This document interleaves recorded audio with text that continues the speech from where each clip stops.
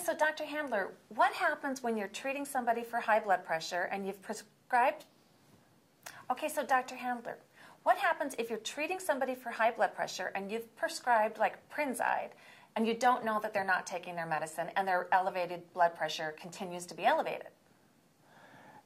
That's a real problem with your patient interaction, because the natural response would be to up-titrate medications, to double up on the Prinzide, to add another drug. And if the patient isn't taking the medication and that's the reason that their blood pressure is elevated, you're going to have the wrong conversation. It's going to be a missed opportunity. Instead of talking about adding another drug, your conversation will be, what problems do you have? Do you not taking the medications that are prescribed? Are you worried about side effects? Are you forgetting to take your medication? Do you not realize that blood pressure itself can be a dangerous disease? The conversation changes. So, are there? Let's see.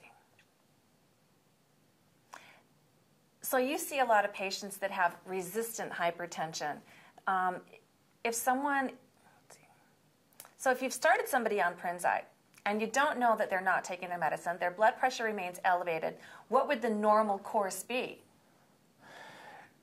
Not knowing that the patient is not adherent means that you're going to be telling them to increase their medication. You're going to be telling them to double up on the Prinzide.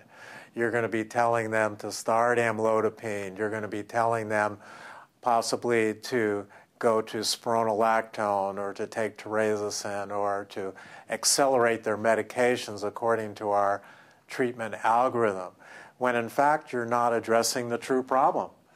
The true problem is that the patient isn't taking their medication. So really, you're exposing that patient to continued uncontrol of their hypertension, probably more exposure to uncontrol rather than medication side effects. And that carries serious consequences over time. We know that the number necessary to treat for our Kaiser population to prevent one stroke is only 36. So you're exposing, this patient has a chance of getting a stroke, getting a heart attack, if you don't key in on the essential problem. If you don't know that the patient is non-adherent, you're missing the boat. It's a wasted experience. So recently in Kaiser, we've been able to show providers the adherence rates of their patients on their medications. How has that changed your approach to, say, the clinic where you see the patients with resistant hypertension? This is a very worthwhile tool that I've embedded into my practice, the proactive tool, the proactive care tabulation. I always ask my patients, I've had a resistant hypertension clinic for 15 years, and so I understand not adherence. And so I commonly ask the question, I know how difficult it must be to take your medications every day. How often do you miss taking them? And I get some information from that question, but I get very objective information from this new clinical tool that's available. And I could look at their adherence ratios and days supply remaining and so forth and have a more intelligent conversation. Also, this tool gives me a lot of new insights. I can see which medications the patients are taking and which they aren't. So that allows me to ask different questions that I wouldn't otherwise be asking, and say, what do you have particular problems with certain medications? Are you worried about side effects for certain medications? And so it enables me to hone in, to take these cues and to hone in on the real problem and really help this patient. It's a different conversation, and it's one more likely to bring the patient under control. You had an interesting story about a particular medication. Hormones or something? Yeah, that's correct.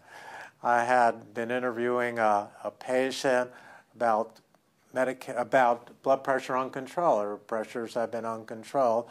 and going down her medication list, I know that she was taking hormone replacement, and really the hormone replacement wasn't indicated.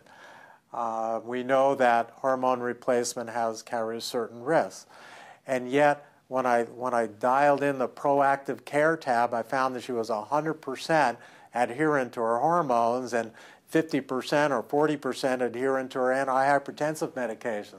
So it wasn't that, you know, she was adverse to taking all medications. She was more prone to taking medications that she felt were more worthwhile than others.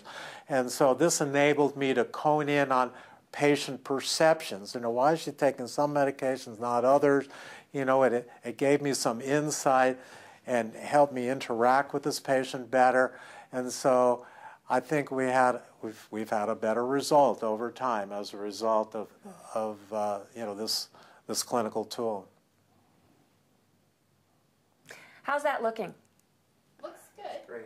Looks good. Do you think we should do any of it over? I'm going to ask the question for the world of editing between the two fellas because there